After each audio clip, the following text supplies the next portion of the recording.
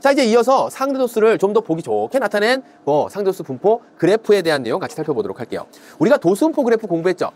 그래요. 도수분포에 대한 그 그래프로 표현되는 것이 히스토그램도 있었고 도수분포 다각형도 있었어요. 그럼 도수분포 다각형을 그리듯이 상대도수 분포의 그래프를 그린다라고 한다면 거기에서 바뀐 점이라고 하면 계급도 그대로 있고 그 다음에 도수에 대해서 도수가 아니라 뭐가 나온다? 상대도수가 등장을 하더라 그 얘기입니다.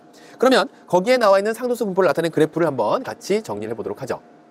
자, 먼저 다음과 같이 이런 상대도수를 나타내는 상대도수 분포표를 볼 수 있어요. 물론 여기에는 상대도수 대신에 도수를 집어넣으면 도수분포표가 되겠죠. 자, 그런 다음에 이것을 그래프로 옮겨본다고 한다면 상대도수 분포 그래프로 나타낼 수 있는데 다음과 같이 상대도수 분포를 나타내는 히스토그램으로 작성을 해주고 그 히스토그램을 이용해서 도수분포 다각형을 그린 것처럼 다음과 같이 그 직사각형의 윗변에 가운데에 점을 딱딱 찍어주면서 다음과 같이 그것을 연속하여 그려낸다면 상대도수 분포 다각형인 상대도수 분포 그래프가 되겠습니다 라는 거죠. 어렵지 않지. 차이점이라고 한다면 도수에서 상대도수로 바뀐 것밖에는 없답니다. 그래서 지금 여기 있는 내용은 가로축에 계급을 쓰는 것, 그 다음에 세로축에 무엇을 쓰는 것? 상대도수를 쓰는 것. 계급을 쓰는 것은 바뀌지 않았고 뭐만 바뀌었다? 세로축에 상대도수를 쓰는 것만 바뀌었더라. 자, 그러면 상대도수 분포를 나타낸 그래프와 가로축으로 둘러싸인 넓이는 계급의 크기와 같다. 자, 이 얘기가 무슨 얘기일까요? 요 얘기가 무슨 얘기가 될까? 바로 계급의 크기, 이거 곱하기 요거, 상대도수, 계급의 크기 곱하기 상대도수, 계급의 크기 곱하기 상대도수, 계급의 크기 곱하기 상대도수. 결국 여기에 나와 있는 도수분포 다각형에서의 상대도수 분포 다각형의 이 상대도수 분포를 나타내는 그래프와 가로축이 이루어내는 넓이는 누구의 넓이와 똑같고 우리가 히스토그램과 도수분포 다각형에서 배웠었던 그러한 직사각형의 넓이와 똑같을 것이고 그 직사각형의 넓이의 합이라고 하는 것은 계급의 크기 곱하기 지금 여기에서는 각각의 상대도수를 곱해서 쭉 더하겠죠.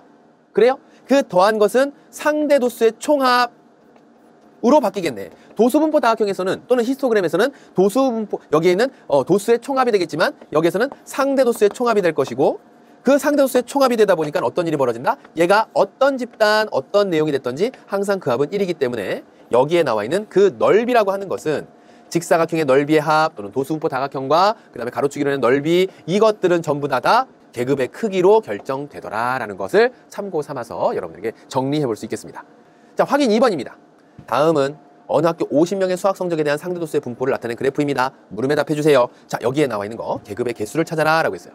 계급의 개수라고 하는 건 40 이상 50 미만 하나, 둘, 셋, 넷, 다섯, 여섯까지 그죠? 90 이상 100 미만까지 해서 전체 몇 개? 6개가 계급의 개수가 될 거고 도수분포표를 봐야지만 계급의 개수를 찾을 수 있지 않나요? 라고 얘기하는 친구들 우리가 히스토그램이나 도수분포 다각형에서 보았듯이 그 내용을 도수만 상대도수로 바뀌어서 다음과 같이 상대도수 분포 그래프를 그릴 수 있으니까 이렇게 해서 계급 또한 찾을 수 있겠구나.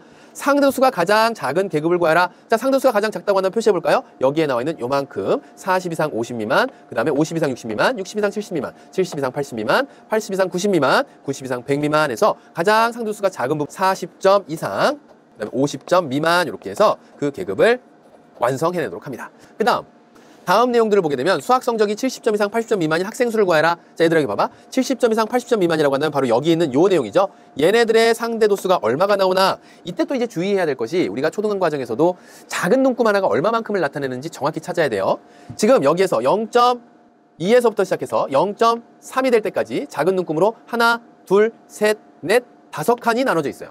0.02가 되겠구나. 작은 눈금 하나가 0.02가 되는 거죠. 그럼 0.0이라고 한다면 0.22, 0.24, 0.26, 0.28 이렇게 되죠. 그러니까 그 계급의 상대도수는 0.28이 되는 것이고 이 0.28은 학생 수가 몇 명이냐라고 했을 때 우리가 전체 도수에다가 그 상대도수를 곱해주면 그 계급의 도수가 나오겠습니다. 그랬죠?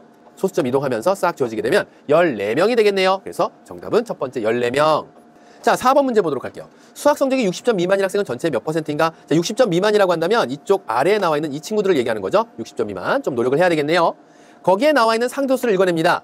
0.02, 0.04, 0.06. 그래서 50점 이상 60점 미만은 0.06이 될 것이고 거기에 더하기 0.02 이렇게 찾아낸답니다. 그래서 이걸 더해낸 결과가 0.08이 될 것이고 그 0.08 상대도수 전체 구했다고 한다면 거기에다가 얼마? 곱하기 옳지 100.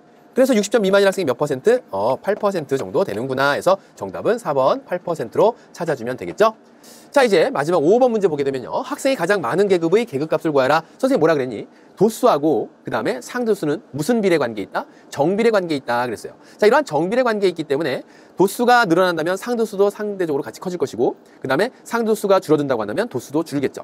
결국 상도수가 가장 큰 것이 해당하는 계급의 도수도 가장 많겠구나. 그 계급에 해당하는 게 바로 어디다? 바로 여기는 요 계급이 되겠다. 그것이 어디? 80점 이상 90점 미만이 될 것이고 그 계급의 뭘 찾아라? 계급 값을 찾아라. 자, 요거 지난 시간에 얘기했던 거 80 더하기 90. 계급의 양끝 값을 2로 나눠준 값이니까 정답은 85점이 되겠네요. 그래서 도수가 가장 많은 계급의 계급값 85점에서 상도수를 보고서도 도수분포표에서 이야기했었던 내용 문제화 될 수 있으니까 네, 그런 것들은 양쪽을 잘 넘나들면서 문제의 정답을 찾아갈 수 있도록 준비합니다. 자, 예제 문제 볼게요. 예제 2-1번은요. 다음 그림은 윤태네 학교 학생 50명이 여름방학 동안 읽은 책의 수에 대한 상도수의 분포를 나타낸 그래프인데 다음에 답하여라 라고 했군요.